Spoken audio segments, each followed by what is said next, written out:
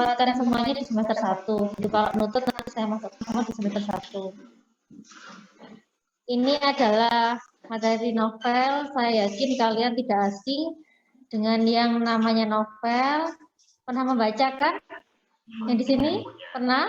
Suka baca novel? Biasanya cewek-cewek ya sih yang suka novel itu. Kalian di rumah gimana?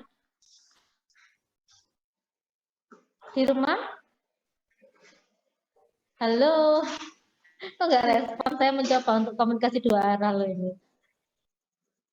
Baik, novel yang pertama ini materinya adalah isi dan kebahasaan. Walaupun hanya kan kalau misalkan saya tanya ya, contohnya kalian habis membaca novel Laskar Pelangi gitu, saya tanya, isinya apa sih gitu, kalian pasti akan langsung menjelaskan alur ceritanya, iya apa enggak? Iya kan ya? Tapi sebenarnya isi untuk karya sastra, kalau ditanya isinya novel apa, isinya cerpen apa, atau mungkin hikayat apa, itu sebenarnya tidak hanya tentang alur cerita saja. Banyak hal yang perlu kita pahami, yang perlu kita kenali tentang isi gitu. Nanti pastinya akan berkaitan dengan unsur intrinsik dan ekstrinsik. Isi itu kan tidak hanya tentang alur ya. Pasti nanti akan tanyakan juga temanya apa, latar peristiwanya di mana, kapan, bagaimana. Nah itulah yang akan kita pelajari hari ini. Mungkin hari ini kita fokus di isi dulu. Pertemuan 2 kita ke kebahasaan. Nah, goal kalian untuk KD ini adalah kalian bisa menemukan pandangan pengarang. Ini berkaitan dengan isi. Kalian bisa menyimpulkan isi. Nah, menyimpulkan isi pun tadi luas, berkaitan dengan unsur intrinsiknya dan unsur ekstrinsiknya. Kemudian ini adalah goal pertemuan kita minggu depan adalah kalian bisa menganalisis kebahasaan. Pastinya di sini kalian nanti akan bertemu dengan yang namanya majas. Majas banyak sekali ya. Nanti akan saya lampirkan materi majas. Kemudian ini ada pengertiannya. Saya yakin kalian tahu ya bedanya antara cerpen dan novel. Walaupun dua-duanya itu sama-sama berupa cerita. Tahu kan bedanya? Kira-kira apa ya bedanya antara novel dan cerpen? Kok diam saja? Saya nggak marah loh ini. Saya tanya loh. Kalau cerpen itu Apa bedanya novel dengan cerpen? Katanya pernah baca novel kan? Pernah. Cerpen harus sudah pernah karena di kelas 11 semester 2 ada materi tentang cerpen. Jadi pasti sudah pernah baca cerpen.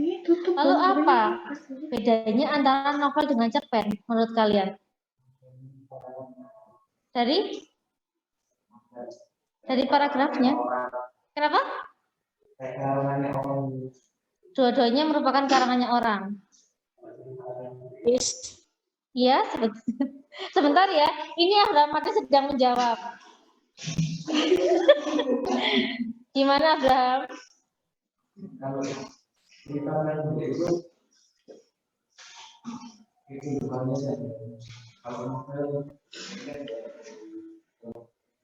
Oh gitu.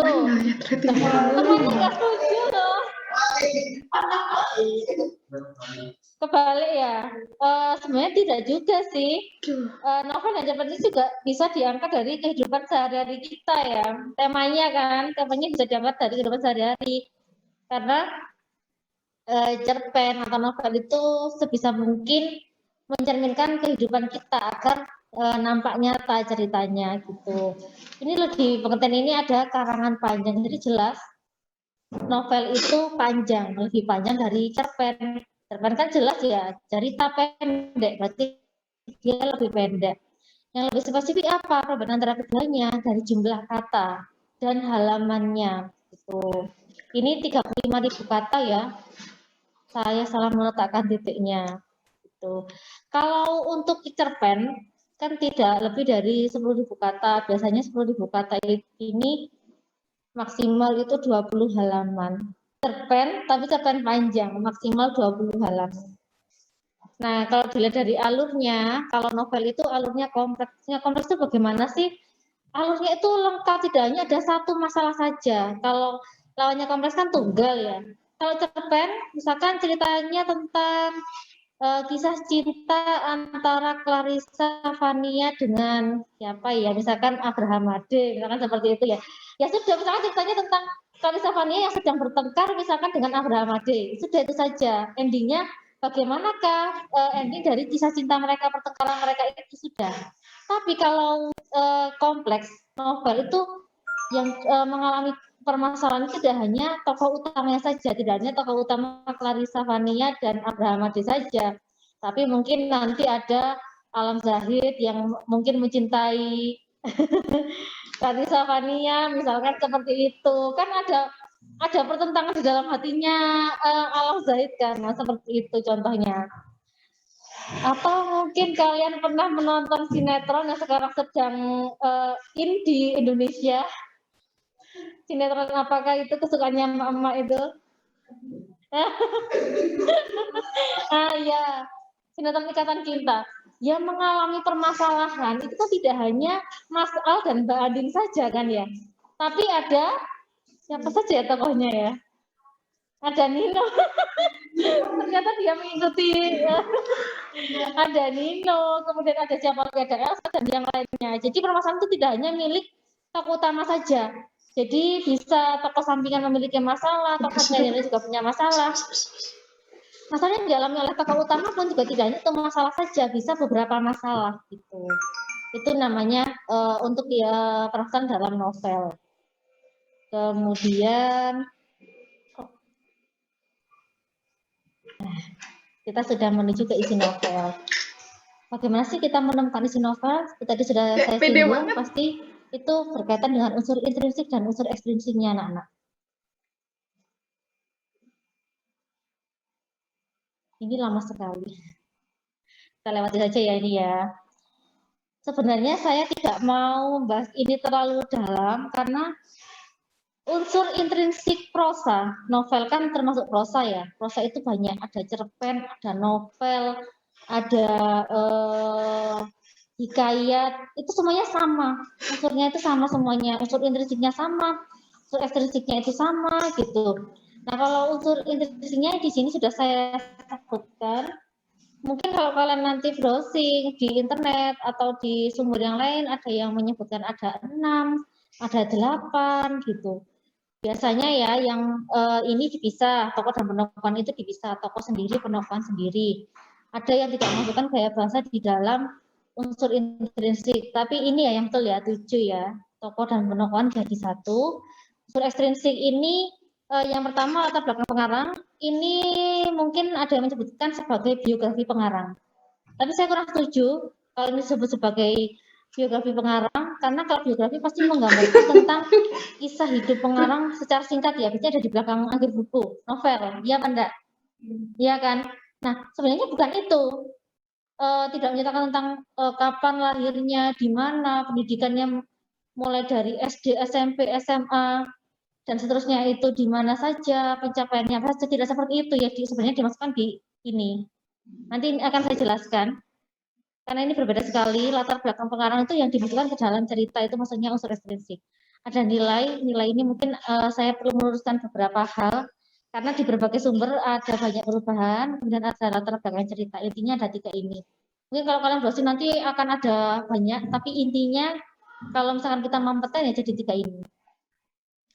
Yang pertama untuk intrinsik ya, tema, saya yakin tema itu tidak sulit untuk kalian temukan. Kalau membaca novel apa, pasti langsung bisa menemukan temanya apa secara singkat. Ada tema kecil, ada tema besar. Tema besar itu adalah tema ketika kalian membaca novel itu langsung terbaca secara garis besar apa itu temanya. Kalau tema kecil nanti mungkin di tiap-tiap bab itu ada intinya. Nah, itu adalah tema kecil gitu. Tema itu banyak berupa kata. Jadi tidak berupa kalimat. Mungkin biasanya berupa kalimat itu adalah topik. Tapi kan di novel, cerpen, atau prosa yang lainnya tidak ada yang namanya topik ya. Kecuali kalau kita buat artikel, itu ada topiknya. Tapi kalau untuk prosa itu tidak ada topiknya. Kita lanjut ke tokoh dan penokohan. Nah, ini yang sering keliru tentang penokohan. Tokoh itu adalah pelakunya, Penokohan itu adalah karakteristik dari pelakunya. Jadi kalau kita bicara tentang karakteristik, tidak hanya wataknya saja. Seringkali kalau kita ditanya ya, bagaimana penokohan, misalkan tokoh siapa ya sekarang, Fajar Rahman, disampaikan apa ya, penyabar, penyayang, misalkan seperti itu. Tidak hanya tentang wataknya saja.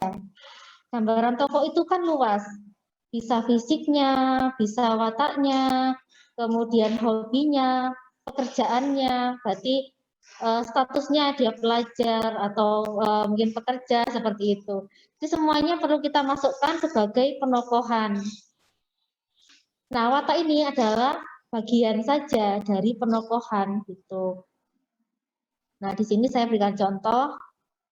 Saya ambil ya yang mungkin pernah kalian baca atau menonton filmnya biar ada gambaran.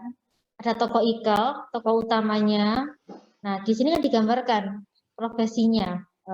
Berarti statusnya ya dia sebagai pelajar SD. Dia anaknya jahil, wataknya jahil, tapi setia kawan, pemalu, misalnya petik. Memiliki gambaran fisik, dia berusia sekitar 10 tahun, rambutnya Ikal, jelas sekali nampak dari namanya.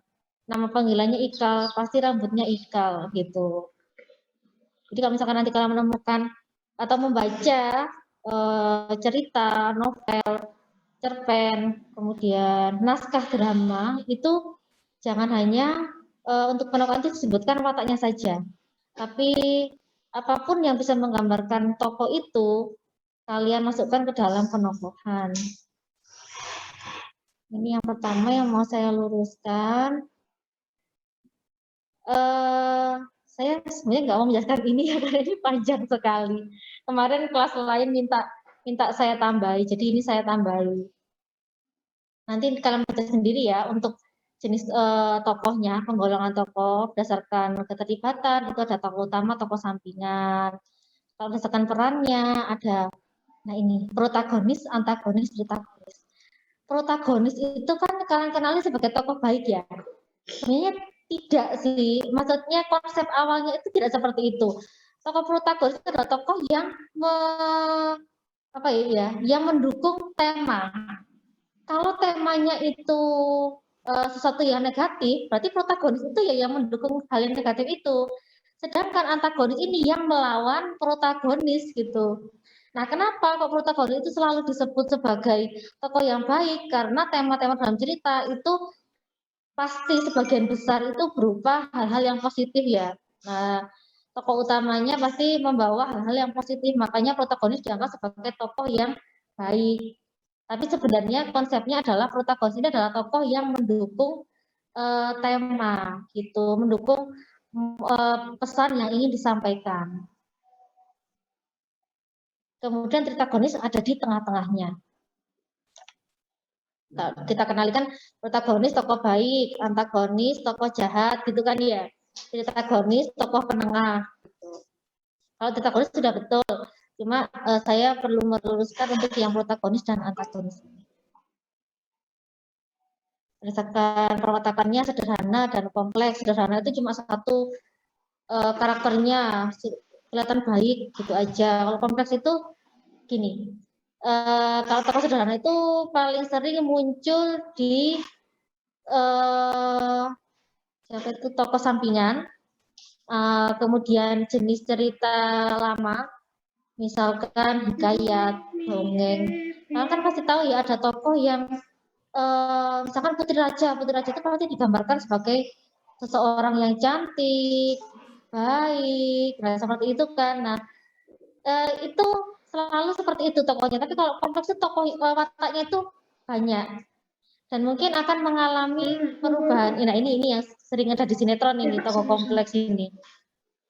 Kelihatannya baik gitu di depan, kemudian di dalam hati batin, hahaha akhirnya kamu sudah aku kelabui. Misalkan seperti itu. Ini yang sering banyak di cerita modern. Kalau sederhana ini banyak ada di cerita lama atau untuk tokoh figuran, karena figuran itu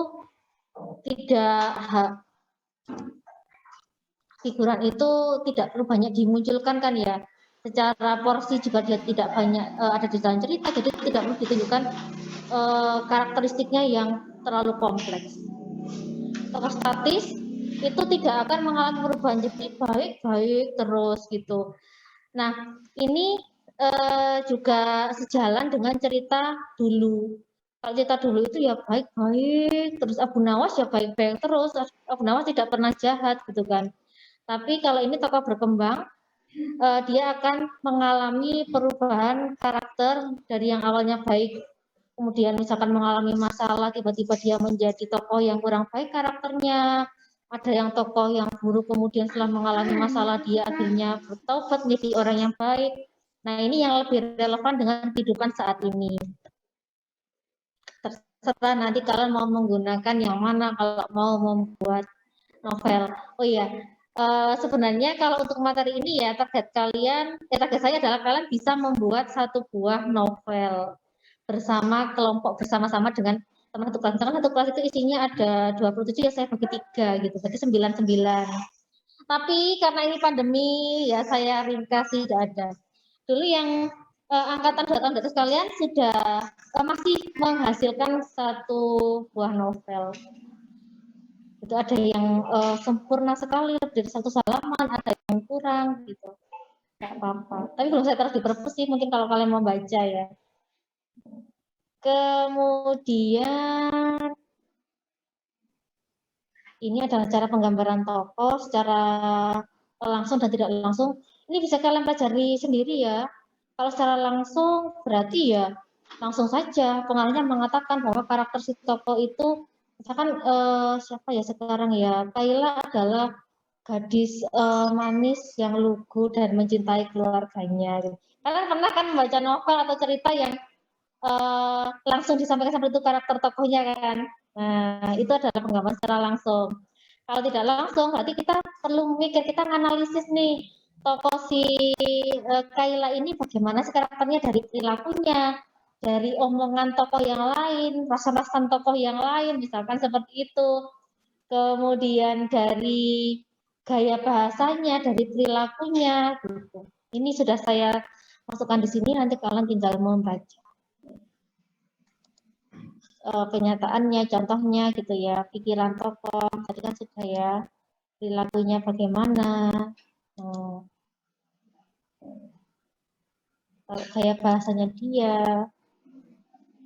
Nah sekarang latar, kalian selama mempelajari mulai dari SD ya, SD, SMP, SMA kan masih sering bertemu dengan ini. Ada kesulitan nggak dalam menganalisis latar? Nggak ada ya? Ini gampang lah, latar waktunya di mana, tempatnya, waktu kok di mana sih, waktunya kapan, tempat di mana, suasananya bagaimana ya itu saja. Kemudian alur. Novel yang pernah kalian baca apa ya? Kok diam sih, Rek? Kalian bisa nggak pernah baca novel sih? Apa ya? Wattpad wes, Wattpad. Wattpad. Apa? Nah, itu kalau saya tanya alurnya bagaimana?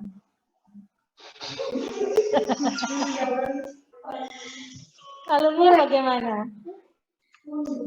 Nah, pasti kalau saya tanya alurnya maju atau mundur gitu ya. Sebenarnya kalau alur itu ada dua hal yang perlu kita sampaikan.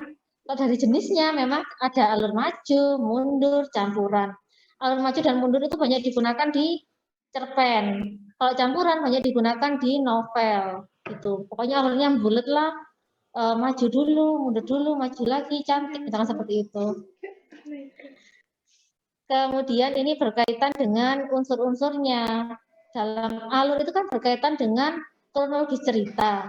Nah, kalau kronologis cerita kan berarti ada urutan peristiwa. Nah, dalam urutan peristiwa itu ada mulai pengenalan cerita sampai penyelesaian. Nah, ini hampir mirip dengan strukturnya. Kalau struktur mungkin nanti kita tinggal nambah ya. Ini kalau di struktur ada abstraksi. Abstraksi itu kan tidak masuk ke dalam cerita, masuk ke dalam urutan cerita sebagai pembuka cerita saja. Gitu. Kemudian ini sudah masuk ke dalam rangkaian cerita. Kalau di struktur ini namanya orientasi.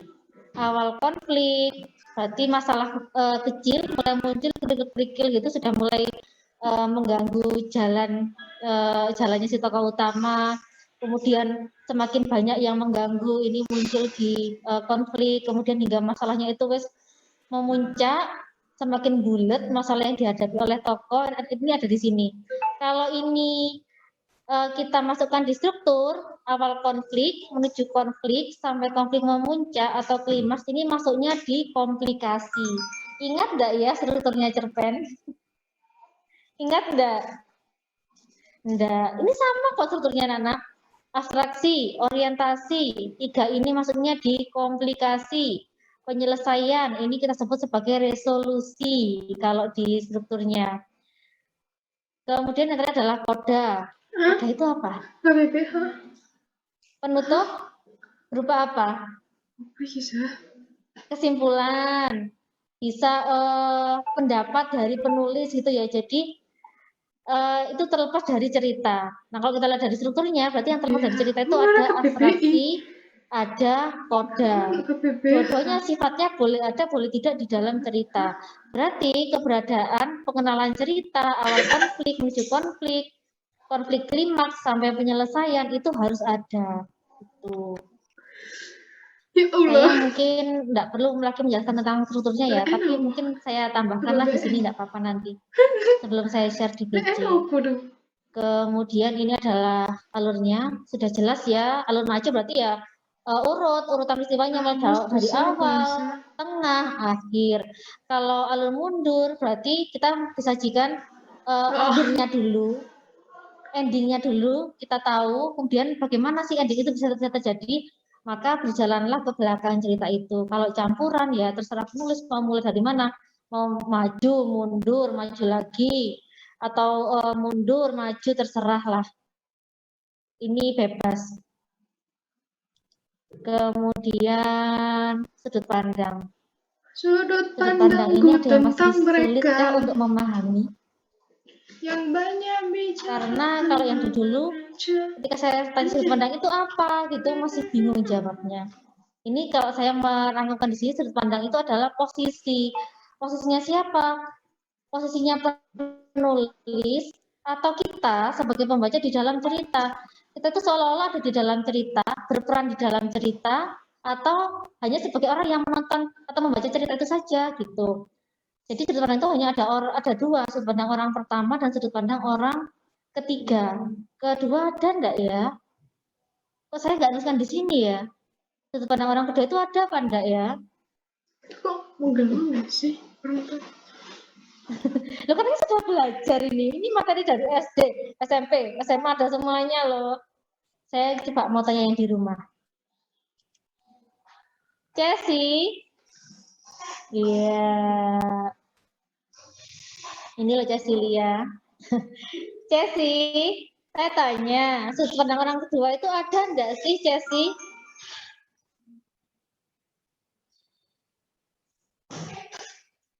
Ada.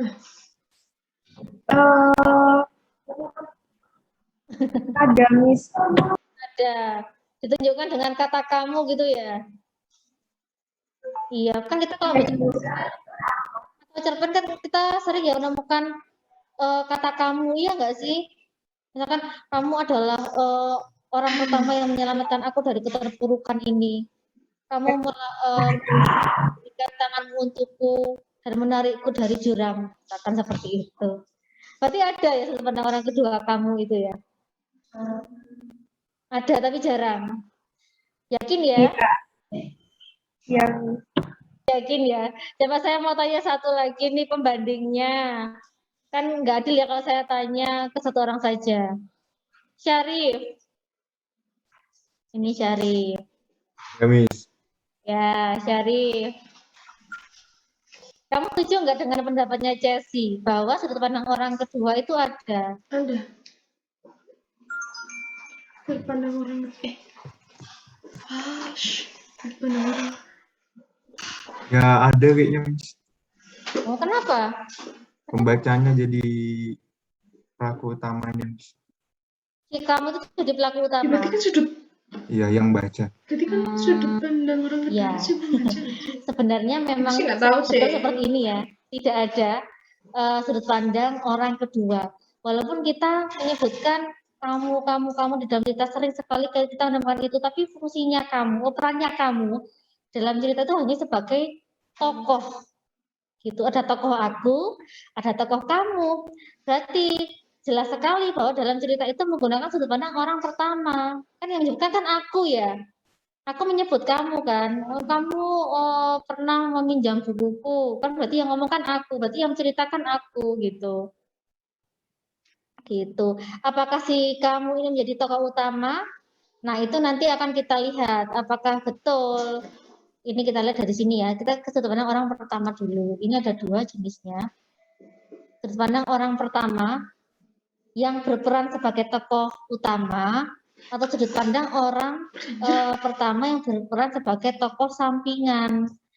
Kalau si kamu ini tadi kan, misalkan si kamu ini adalah tokoh utama, berarti perannya aku adalah tokoh sampingan. Biasanya kalau cerita itu kan kalau menggunakan aku, si aku ini menjadi tokoh utama ya. Nah sebenarnya tidak harus si aku ini menjadi tokoh utama. Bisa saja si aku ini ya memang pertama bahwa dia adalah tokoh utama yang mengalami permasalahan besar di dalam novel itu. Atau kalau pilihan yang kedua berarti si aku ini hanya menceritakan tokoh utama saja gitu. Kemudian sudut pandang orang ketiga itu ada dua, terbatas dan serba tahu. Kalau terbatas bagaimana ya, namanya terbatas ya, dia hanya mengetahui beberapa hal saja. Mungkin dia hanya mengetahui apa yang dialami oleh tokoh A, tokoh B, tidak mengetahui apa yang dialami oleh tokoh yang lainnya. Mungkin dia hanya mengetahui perwatakan dari tokoh A saja, tidak mengetahui yang lainnya gitu. Yang namanya terbatas. Kita sebagai pembaca pun masih bertanya-tanya, maksudnya apa, kenapa dia melakukan itu gitu. Tapi kalau serba tahu, kita sebagai pembaca langsung bisa menyimpulkan kenapa sih si tokoh A itu misalkan mengambil barangnya tokoh B. Langsung kita memahami gitu. Karena sudah dijelaskan secara detail. Sudut pandang manakah yang sering digunakan? Serba tahu ini yang paling sering digunakan sebenarnya. Kecuali kalau mungkin untuk jenis novel-novel detektif, nah itu banyak menggunakan sudut pandang orang ketiga terbatas. Kan tujuannya agar pembaca itu penasaran, mengira-ngira, mengapa kok misalkan terjadi tindak pidana seperti ini, kenapa kok terjadi ini gitu. Ini sudut pandang, kemudian amanat ini nggak ada masalah ya. Pelajaran apa sih yang bisa kita ambil dari sebuah cerita? Banyak gitu. Lalu apakah ada cerita yang tidak ada amanatnya? Ada enggak? Cesa? Menurut Cesa gimana? Kayaknya ada, Miss. Jadi semua novel itu harus ada amanatnya ya? Amanat tersirat pun tersurat. Iya galau itu. Farah, kalau menurut Farah gimana? Setuju nggak dengan pendapatnya Cesa? Bahwa cerita itu harus ada amanatnya.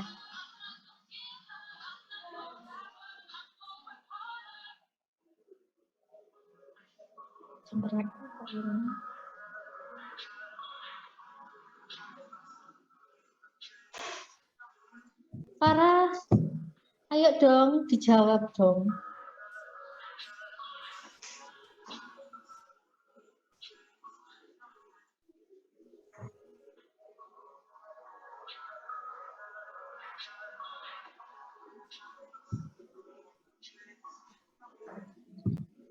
Oh, Farah nggak respon nih. Siapa? Iya, ayo kita pelajaran dulu HP-nya nanti aja. Saya tahu tadi ada yang melongo HP terus. Siapa? Iya, Miss. Ayo kamu setuju enggak dengan pendapatnya Cesa bahwa sebuah cerita novel itu harus ada amanatnya? Setuju, Miss. Setuju ya? Alasannya kenapa? Ya, kalau membaca novel itu nanti ada manfaatnya gitu, Miss. Iya, memang ya semua karya sastra itu harus ada amanatnya. Tidak hanya novel saja, kita mau baca puisi, kita mau membuat puisi, pantun dan sebagainya, itu semua harus ada amanatnya. Harus ada pelajaran. Pelajaran apa sih yang ingin kita sampaikan melalui cerita itu? Oleh karena itu di dalam cerita itu ada yang namanya unsur ekstrinsik, ada nilai. Nanti akan saya jelaskan apa sih kaitannya antara amanat dengan nilai-nilai itu. Seringkali kalau kita mencari amanat itu tersirat ya, bukan tersurat ya. Kalau tersurat kan langsung tertulis di dalam teks. Kecuali kalau mungkin di bagian kode langsung disampaikan amanatnya, itu enak kita tinggal mengambil. Tapi rata-rata sih ketika kita membaca sebuah cerita, kita akan mengambil pelajaran sendiri-sendiri. Setiap orang mungkin tidak sama mengambil pelajaran dari sebuah novel. Lanjut, gaya bahasa. Gaya bahasa itu adalah kekhasan pengarang. Makanya kalau mungkin bagi orang yang suka membaca novel itu mempunyai satu penulis favorit. Misalkan saya suka sekali novel atau cerpen karangannya Ahmad Tohari. Kenapa? Karena bahasa yang digunakan itu ringan, tapi itu membawa kita merasakan apa yang ada di dalam cerita itu. Gitu. Ada yang menyukai gaya bahasanya Ayu Utami. Ayu Utami itu kan kayak, kalian tahu nggak sih Ayu Utami? Nggak ada yang tahu. Ayu Utami itu suka menggunakan gaya bahasa yang tabu. Jadi yang menurut masyarakat itu tabu, kemudian tidak enak untuk dibicarakan, dia menggunakan kata-kata itu di dalam cerita gitu. Tujuannya agar orang itu merasa tidak malu untuk menggunakan kata-kata tabu itu. Bukan berarti mengajak orang lain itu untuk berpikir jorok, tidak. Karena gini ya, mungkin salah satu alasannya Ayu Utami menggunakan kata-kata itu, ketika kita ada di lingkup masyarakat, kemudian ada yang namanya pelecehan seksual, pasti korban itu akan malu ya untuk menceritakan. Kenapa? Karena hal seperti itu dianggap tabu gitu, malu, nanti pasti akan disalahkan atau bagaimana. Nah, Ayu Utami menggunakan hal-hal seperti itu di dalam ceritanya. Jadi dia itu menggunakan misalkan banyak menggunakan istilah misalkan menyebutkan kelamin, menyebutkan bagian tubuh seseorang itu dengan gamblang tanpa menutup-nutupi gitu. Mikirin Nanti Kamila doang. langsung penasaran nih cowok-cowok ini. Penasaran aku sama karangannya Ayu Utami ini kayak gimana. Banyak. Bahkan tema yang diangkat pun juga yang berkaitan dengan hal-hal yang tabu itu. Kalau misalkan kita mau membaca cerita kan berarti kita bercerita yang manis-manis, yang sopan-sopan gitu kan. Tapi Ayu Utami tidak. Dia mengambil cerita dari sisi yang negatif itu. Lanjut. Mungkin kalian di rumah ada yang suka novel, pasti memiliki pengarang favorit sampai mengoleksi. Misalkan seperti Miss Anita itu kan dia suka baca ya. Dia punya pengarang-pengarang favoritnya gitu. Kalian diajak Miss Anita apa enggak sih selama ini? Ada yang iya, ada yang enggak ya. Mungkin kalau tahu update-nya Miss Anita gitu ya, buku aja, pengarangnya itu saja. Karena itu adalah favorit masing-masing orang. Nah, kita lanjut ke unsur ekstrinsik latar belakang pengarang. Kenapa kalau saya itu tidak suka menggunakan istilah biografi? Karena biografi pengarang itu lebih pantas diletakkan di bagian akhir buku untuk memperkenalkan pengarang itu, gitu, untuk memperkenalkan pengarang novel itu. Sedangkan latar belakang pengarang ini berkaitan dengan apa sih yang dimiliki oleh pengarang yang dimasukkan ke dalam cerita. Itu contohnya ini saya masukkan adalah Andrea Hirata ya. Andrea Hirata itu untuk segera informasi bahwa masa kecilnya itu dia sering digonta-ganti namanya oleh orang tuanya karena dia sakit-sakitan. Akhirnya mereka menggunakan nama Andrea. Saya lupa alasannya karena melihat apa gitu loh. Akhirnya mereka menggunakan nama ini.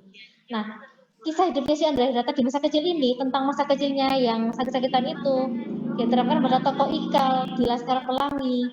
Di novelnya pun diceritakan bahwa si Ikal itu adalah anak yang dulunya itu sering sakit-sakitan, diberi nama yang Islami juga sakit-sakitan, diberi nama apa sakit-sakitan. kesakitan.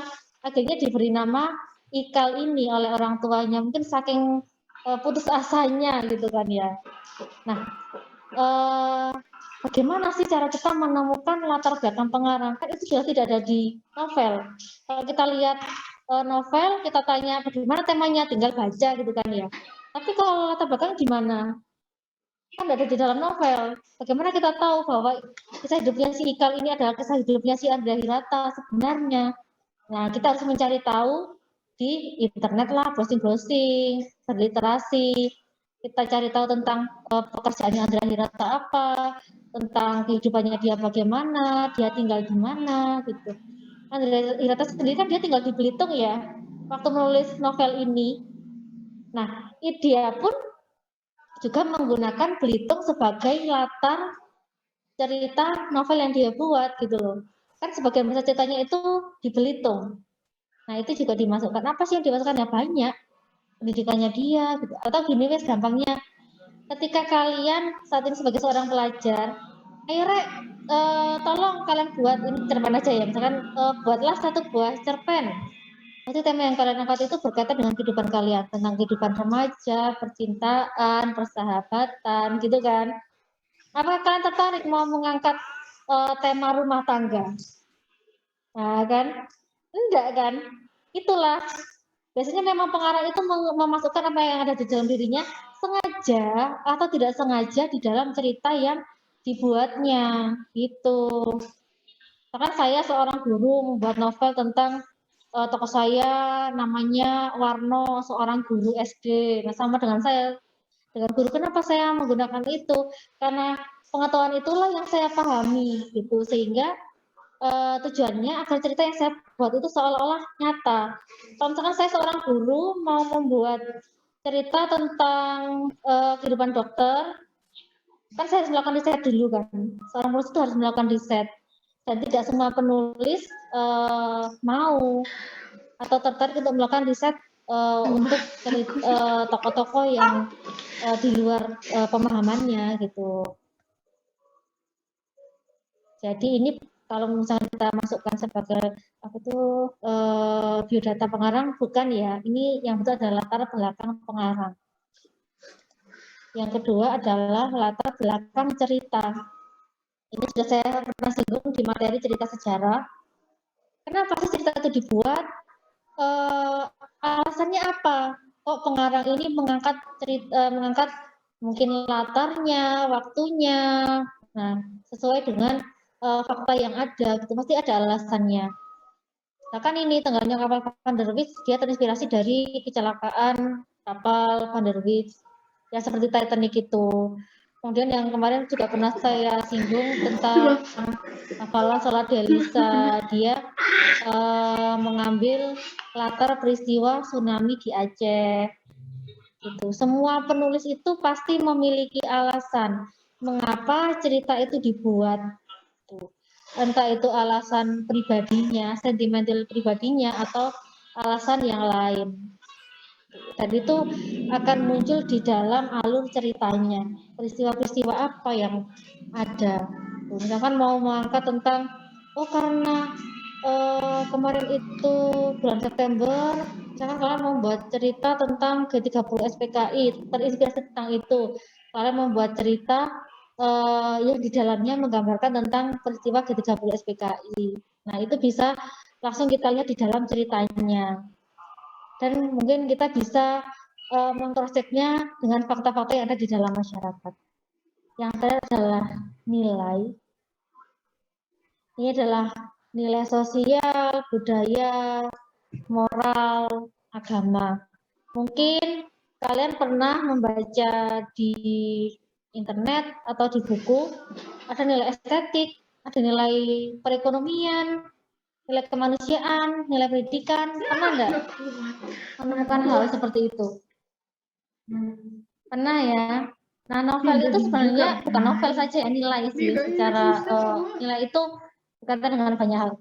Cuma nilai itu hanya ada 4 saja. Kalau mungkin kita mau memasukkan nilai pendidikan, itu bisa, tapi itu masuk kemana? Entah itu nilai sosial, nilai budaya, moral, atau agama.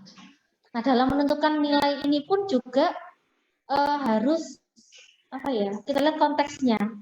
Misalkan gini, mengaji. Menurut kalian mengaji itu maksudnya ke mana?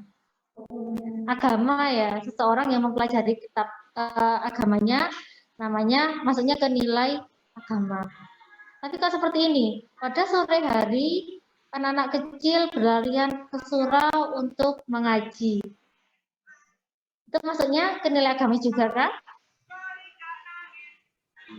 Iya. Ya. Kok ketar-ketar sih, Raya? Cynthia, menurut kamu gimana? Pada sore hari, anak-anak kecil berlarian ke surau untuk mengaji. Tetap masuk ke nilai agama? Enggak, Kenapa? soalnya yang jadi fokusnya bukan mengajinya, tapi tentang anak-anak yang dalam sore hari itu dia pergi ke masjid, pergi ke masjidnya, bukan mengajinya. Oh iya, ini tidak masuk ke nilai agama ya, betul. Ini maksudnya ke nilai budaya. Nilai budaya itu berkaitan dengan adat dan kebiasaan di masyarakat. Jadi tidak selalu orang nilai budaya itu berkaitan dengan misalkan pada malam Jumat seseorang menaruh sesajen di bawah pohon beringin. Misalkan seperti itu, kayak di Bali gitu orang masyarakat menaruh sajennya di depan rumah. Tidak hanya seperti itu yang namanya nilai budaya itu. Budaya itu berkaitan dengan kebiasaan yang ada di masyarakat. Seperti kita tahu pasti di lingkungan kalian ya, pada sore hari atau pada malam hari, anak-anak kecil itu pasti mengaji di TPQ. Ada kegiatan mengaji ya. Nah seperti itu maksudnya di kebudayaan. Jadi kita lihat dulu konteks ceritanya seperti apa, baru kita tentukan lebih masuk kemana. Misalkan tolong menolong. Tolong menolong maksudnya di sosial ya. Nah, maksudnya ke sosial. Misalkan gini, Afifatur menolong Arya mengangkat galon. Misalkan seperti itu. Maksudnya ke mana? Sosial lagi kah? Maksudnya ke moral. Kenapa?